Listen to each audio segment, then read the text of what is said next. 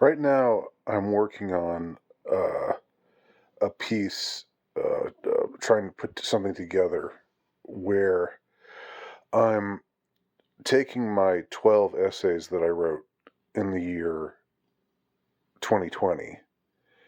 These 12 essays that were initially published at Affirmative Right, but have since been removed by the current editor. um, but of course. But those essays all, I think, are valuable, if I do say so myself, in that they reflected upon that era and my thoughts, what was going through my mind during that era, in my reaction to all of the crazy crap that went down. Um, and what I'm working on now, the project that I'm working on now, is I'm um, well, the final piece will be those 12 essays, and then followed by my reflections on the issues raised in those essays now. I think those essays are valuable. I mean, I'm proud of having written them, and I think that they have something to say, even though they are now dated, of course. But I think there's something valuable to also going back and thinking about those same matters now. You know, I guess 4 years later. Um, well, yeah, 4 years later, exactly, almost exactly 4 years later, or almost 4 years later, and because there are things to be seen in retrospect that weren't easy to see at the time. Um, the more I reflect on everything, the more it strikes me just how significant, how malignantly significant this the events of that year were. Um, insofar as what was revealed. And maybe it took a little while for me anyway, to see everything, to see it all, to see the broad, wide shadow that it cast. So that's the project that I'm working on right now, and all of that is preamble to what what I wanted to talk about here, which is, while I've been working on this work, which involves going back and reading those essays I wrote uh, in 2020, but which, by the way, you can still find. I think I've talked about them before, but if you're interested, they're still up at uh, lockdownpsyop.blogspot.com. And I've even published a couple of them at my Substack page. Although, publishing them now, of course, it's always they're not, they don't apply to now, but they apply to then. But anyway, I started to think about the fact that uh, people that I thought of as allies, or people that I thought, that I thought, we were fighting the same kind of fight. Um, the you know so many of them, so many, an inordinate number, it seems to me. Um, a great, a gracious plenty of them. Um, Starting with our friend Richard Spencer, but also the guys at the Daily Shoah, and plenty of others as well. All, like, when I think about the number of people who belong to the alt right or dissident right, who went right along with everything, went right along with the insanity, right along with the absurdity, right along with the tyranny, um, and just thought that it was gay and boomer. If you were against it, that you were just a stupid, retarded boomer. You know, talking about freedom and all that gay crap, and and from their perspective, I'm not saying that, but that I realized things about myself and why I first identified with and became part of uh, um, this movement, if you will, that first became known as the alt right. And it's for me, it's always been because I thoroughly hate and despise tyranny. And when I see a group when I see people whose ideas are relentlessly tyrannized, and their ability to communicate their ideas is just subjected to um, well, to tyranny, to subjected to relentless censorship and scorn and revilement, and all of the uh, the things that a truly free um, world, a free country, if you will, a free society would let these ideas be expressed, would let these ideas be uttered, and allow for there to be a discussion about them. But what I saw was people uh, who thought differently about race, and thought differently about various other things, gender, you know, I don't know, just various issues that were taboo, that were like the third rail. You're not supposed to touch these things.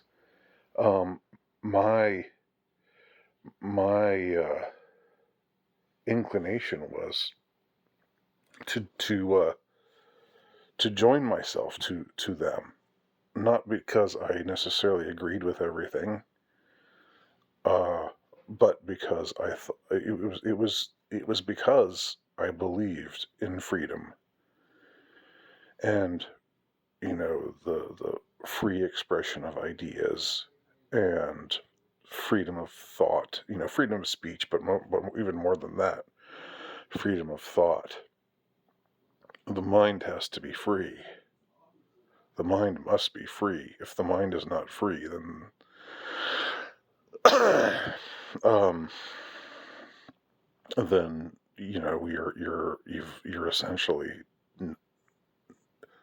uh, I don't know how to explain it. I mean, the importance uh, of freedom, and the my hatred of tyranny. Um, that was what got me. It was what catapulted me into engaging with these ideas and seeing that some of them were actually reasonable. That there was no reason for example, to believe in racial egalitarianism. Just like every person has different uh, levels of talent or levels of intelligence. It's it stands to reason that different races have that there's something to genetics, and that genes are determinative of various things, that and that there are certain differences, broadly speaking, between between races, and so forth, and also between men and women, and all kinds of other things.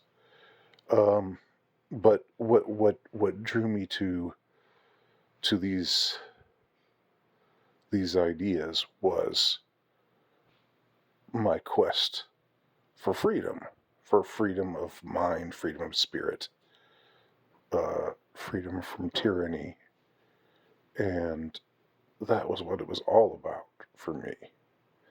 And I think what I found out, what the rude awakening was in 2020, was that I found out that a lot of these people that I, sort of become allies with, uh, I that I I discovered that for a lot of them it was not at all about freedom from tyranny.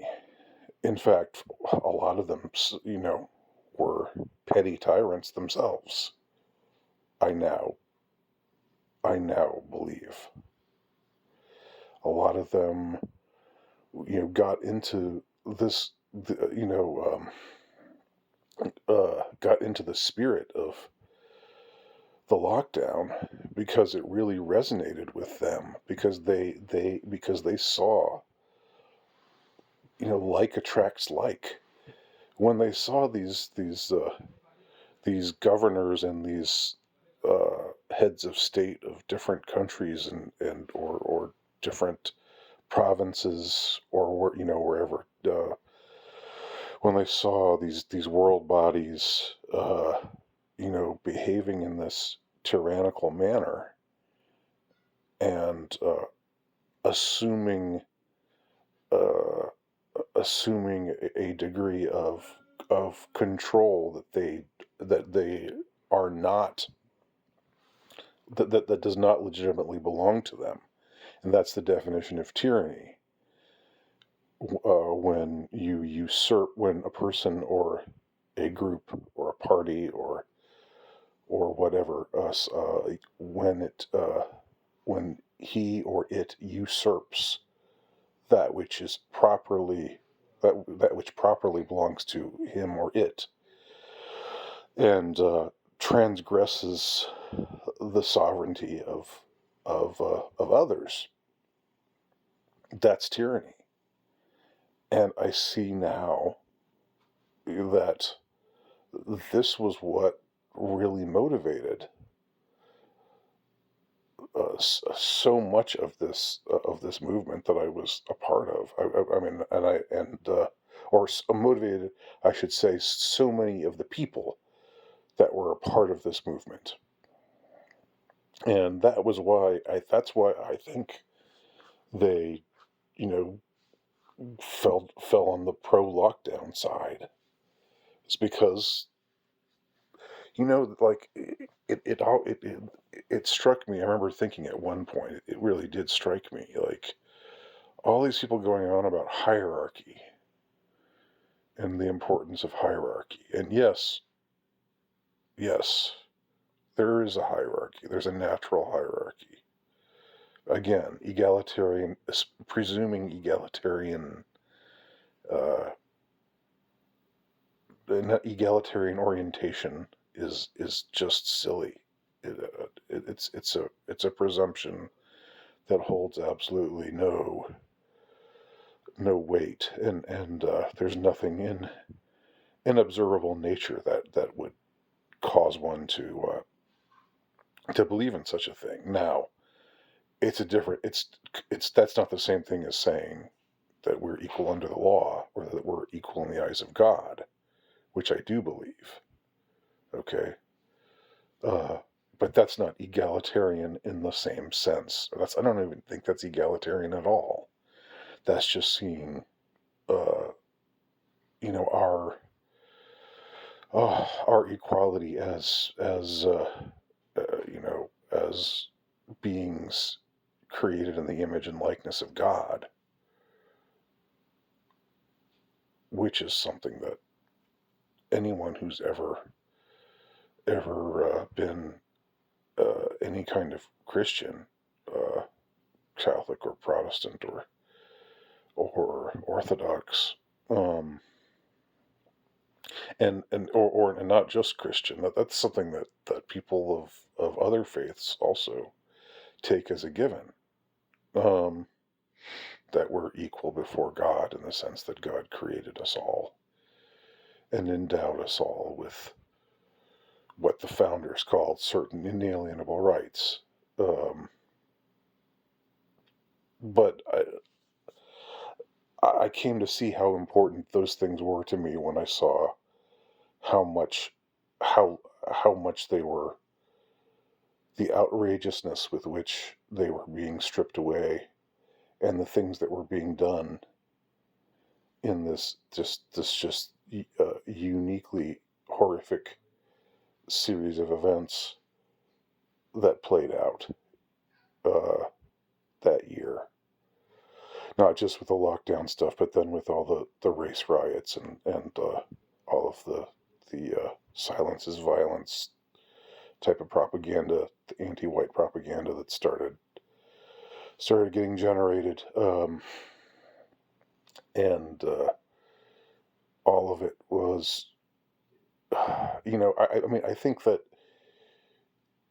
uh, it helps me to understand how somebody like Richard Spencer, whom I would have thought would be the antithesis of, you know, one of these tyrannical, uh, petty despot governors like Whitmer in Michigan, or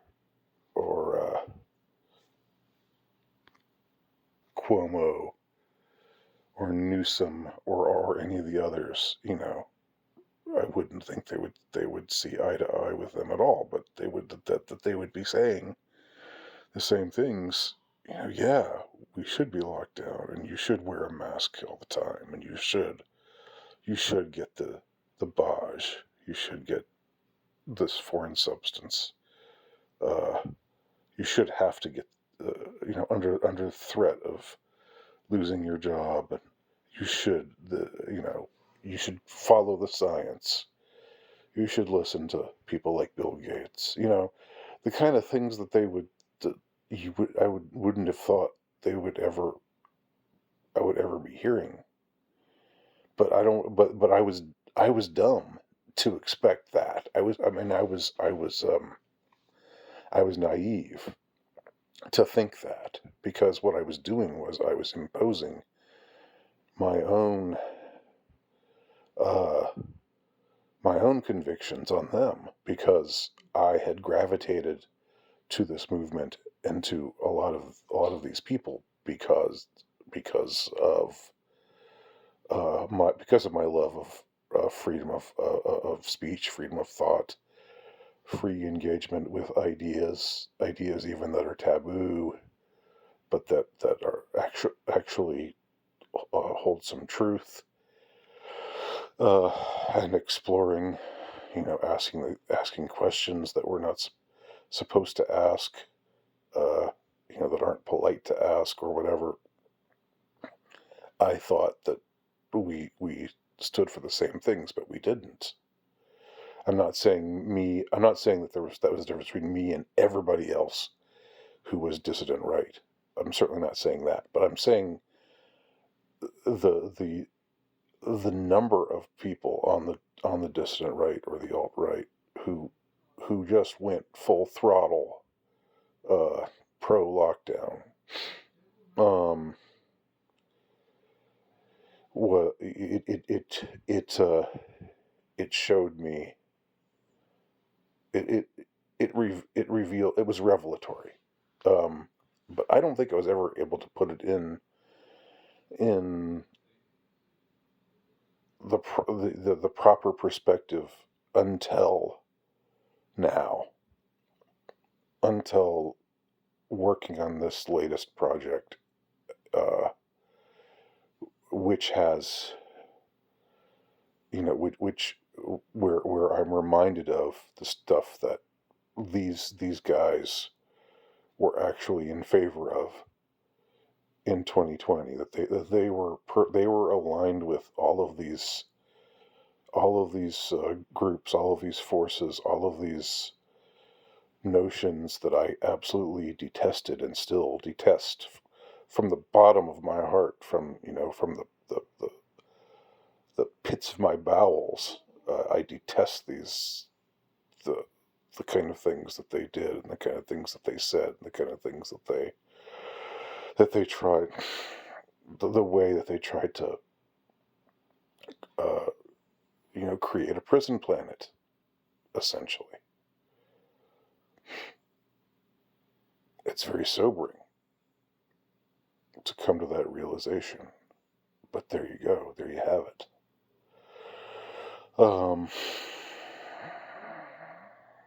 So, just wanted to share that with y'all. Thanks for watching. Leave your comments below.